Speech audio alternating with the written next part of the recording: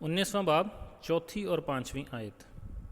اور 24 بزرگوں اور چاروں جانداروں نے گر کر خدا کو سجدہ کیا جو تخت پر بیٹھا تھا، اور کہا آمین، ہیلیلویا۔ اور تخت میں سے یہ آواز نکلی کہ اے اس سے ڈرنے والے بندو، خواہ چھوٹے ہو خواہ بڑے، تم سب ہمارے خدا کی حمد کرو۔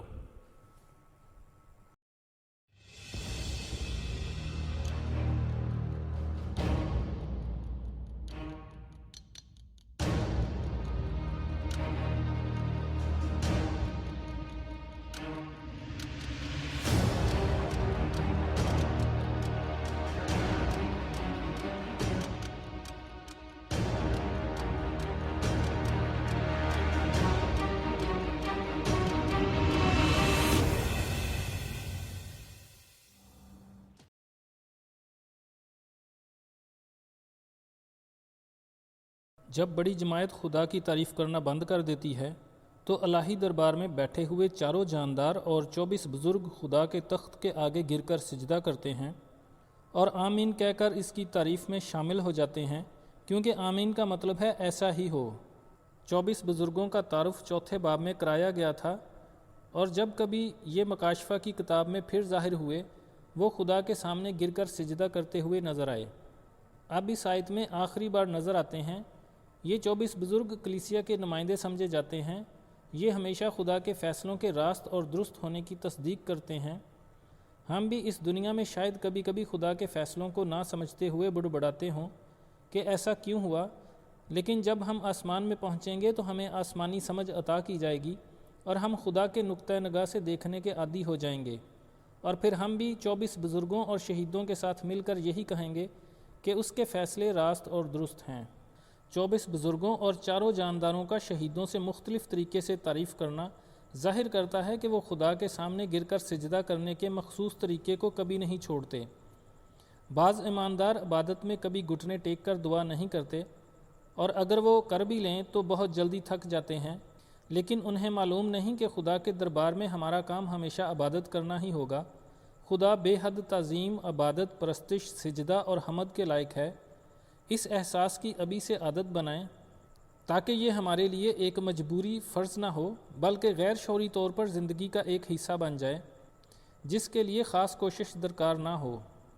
یہ چار جاندار اور 24 بزرگ مکاشفہ 4 باب سے 19 باب تک کئی بار خدا کی تعریف اور ستائش کر چکے ہیں، کئی بار گر کر سجدہ کر چکے ہیں اور بہت سے مختلف کاموں میں حصہ بھی لے چکے ہیں، لیکن انہوں نے ہیلیلویا کا لفظ پہلے ایک دفعہ بھی استعمال نہیں کیا۔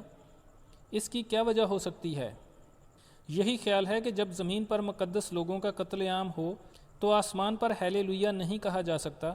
جب زمین پر بت پرستی ہو یا ایک انسان خدا بن کر پرستش کروا رہا ہو اور خدا کے نام پر کفر بکا جا رہا ہو اور خدا خاموش ہو تو ہیلیلویا نہیں کہا جا سکتا، لیکن جب خدا کا انصاف اور راستی کی عدالت ظاہر ہو اور خدا گناہ گار کو سزا دینے کا قدم اٹھائے تب اس کی تعریف کے لیے ہیلیلویا کہنا پڑتا ہے۔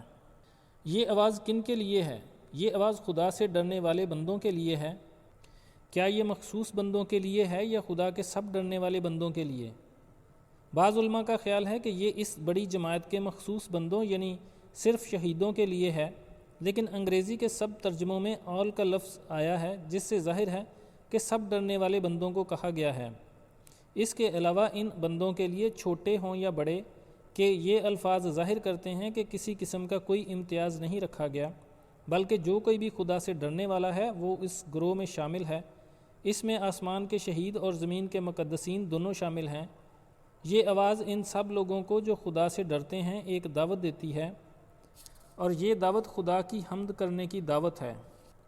2 دفعہ آسمانی لشکر خدا کی تعریف کر چکا ہے، پہلے شہیدوں کی جماعت نے کی، پھر 4 جانداروں اور 24 بزرگوں نے کی۔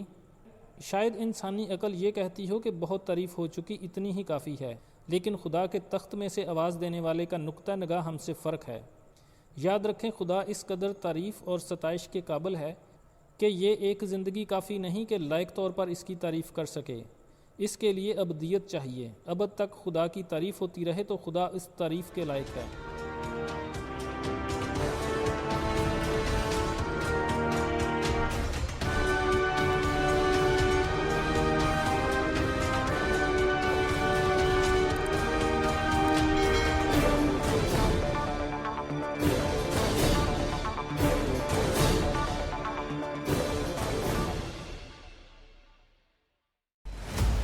उसने मुझसे कहा, इस किताब की नबूवत की बातों को पोशीदा न रख, क्योंकि वक्त नजदीक है।